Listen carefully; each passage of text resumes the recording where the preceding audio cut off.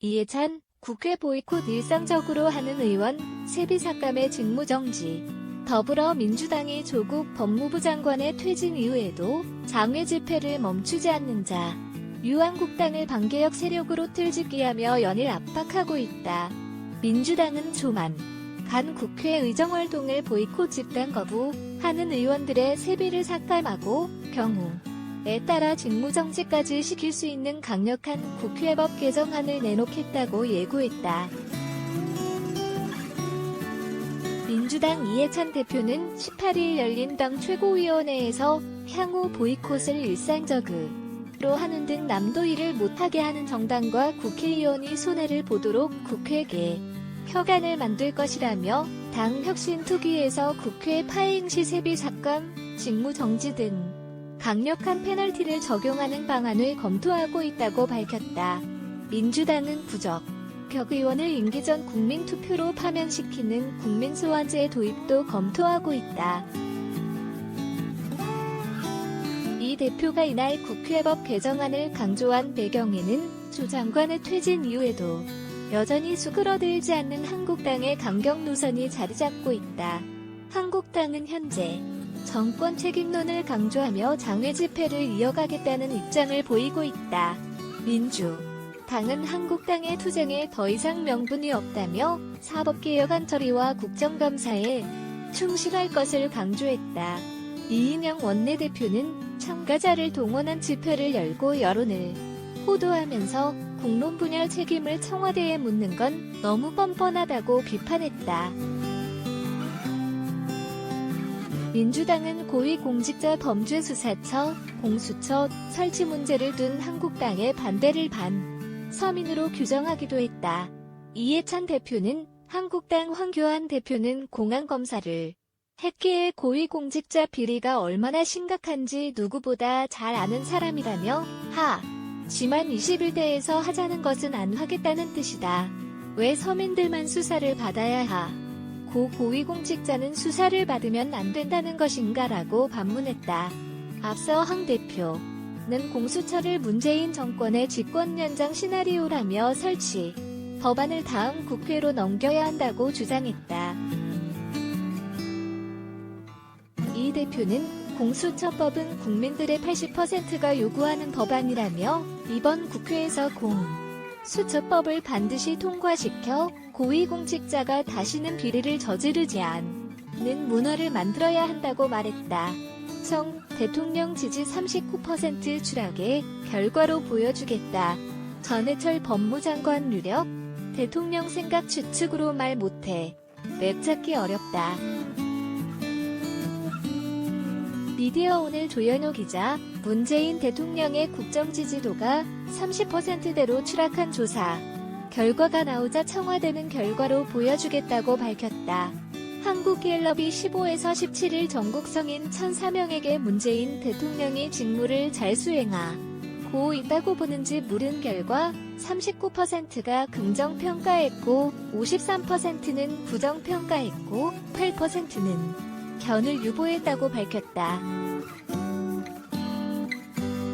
갤럽은 대통령 직무 긍정률이 지난주 대비 4%포인트 하락했고 부정률은 2%포인트 상승해 부정 긍정률 차이가 8%포인트에서 14%포인트로 벌어졌으며 긍정률은 취임 후 최저치로 처음 40% 아래를 기록했고 부정률은 최고치로 지난 9월 셋째 주와 동률이라고 분석했다.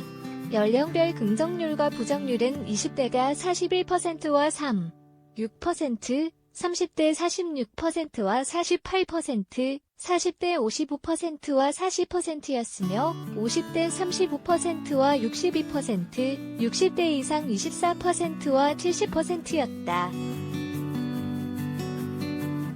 청와대 관계자는 18일 오전 청와대 춘추관 2층 브리핑룸에서 열린 브리핑에서 지지율이 각 여론조사에서 나올 때마다 조사기관마다 다르기도 하고 조사가 어느 방식으로 해석되느냐에 따라 다른 해설이 나온다며 일희일비하지 않겠다고 밝혔다.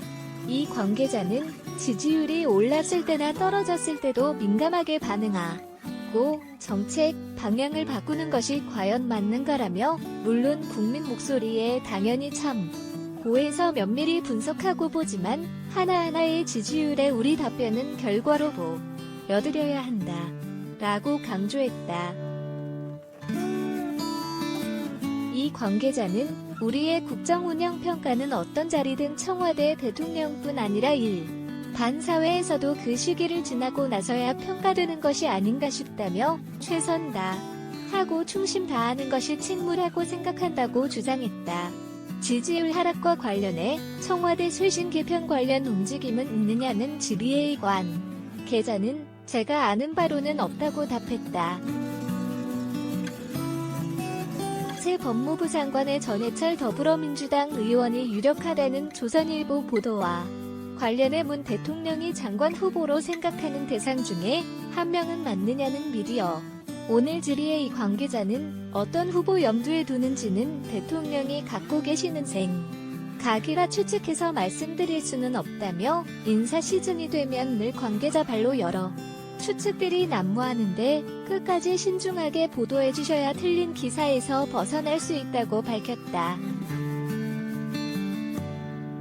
이 관계자는 다만 우리도 흐름을 잡고 가닥을 잡고 맥을 잡기 어려운 게 인사라며 양해와 당부드린다고 덧붙였다.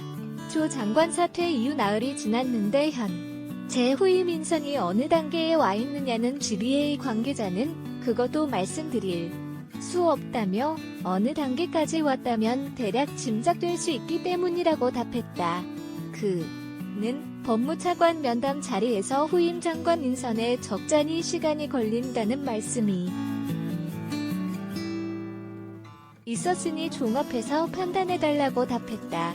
일원즉위식에 방문하는 이낙연 국무총리의 대통령 친서 전달 가능성과 대통령의 한일 간 갈등 원인인 강제징용 관련 언급이 있었느냐는 질의에 청와대 관계자는 교토통신 인터뷰에서는 두 분 사이에서 그런 대화는 있었던 것 같으나 친서가 없다고 확정으로 말씀드린 적은 없다고 답했다. 이 관계자는 한일 정상회담 가능성을 두고 드릴 수 있는 말씀이 없다며 한일 관계 기본 입장대로 대화로 문제를 풀어간다는 점과 현재 일본의 규제가 계속되고 있다는 것은 변함이 없다고 말했다. 이 관계자는 11월 중 한일 정상회담을 한다는 조선일보 보도도 확인되지 않은 것 같다고 했다. 한편 문재인 대통령이 17일 경제장관회의에서 필요한 건설 투자 확대 발언에 청와대 관계자는 인위적 건설 투자로 경기를 부양시키는 것은 아니라는 점을 분명히 말씀드렸다며 주택 공급을 앞당기고 광역교통망을 앞당긴다는 말은 이미 이전 정부에서 하기로 정한 걸 앞당기라는 의미라고 설명했다.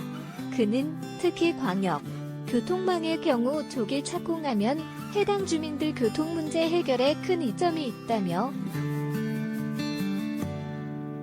빨리 이런 부분이 진행되도록 독려하는 차원의 의미라고 덧붙였다.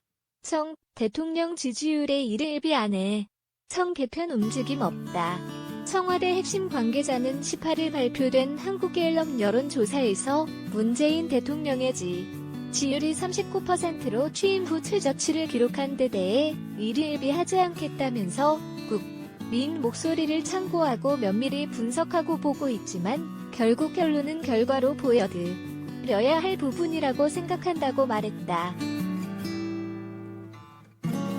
이 관계자는 이날 기자들과 만나 국정에 대한 평가는 시기가 지나고 난 후에 평가되는 것이라면서 임기 중에는 할 수 있는 최선을 다하는 것이 이 자리에 임하는 책무라고 생각한다고 했다. 지지율 하락과 관련해 청와대 쇄신이나 개편 움직임은 없느냐는 질문엔 제가 아는 바로는 없다고 답했다.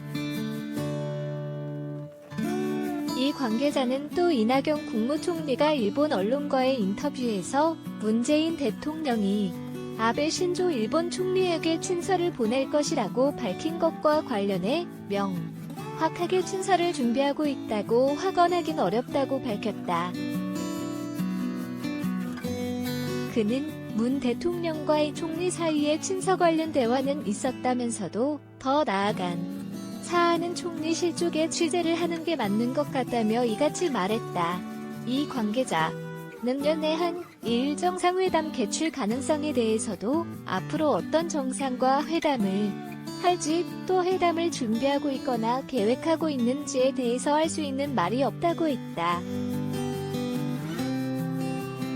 그는 이어 한일관계는 정부의 기본 입장을 그대로 봐달라면서 정치는 정치, 경제는 경제로 분리해서 봤으면 좋겠다. 양국 간 미래지향적인 관계가 형성되길 바란다는 점과 대화로 문제를 해결하고 싶다는 점에는 변함이 없다고 말했다. 그러면서도 일본이 수출 규제를 한 지 100일이 넘었다. 거기에도 변함이 없다고 했다. 이는 현재의 한일 관계 악화 국면은 일본의 한국에 대한 수출 규제에서 비롯된 것이며 일본이 이 같은 경제 보복 조치를 철회하지 않는 한 정부 방침은 나아지지 않을 것이란 입장을 밝힌 것으로 해석된다.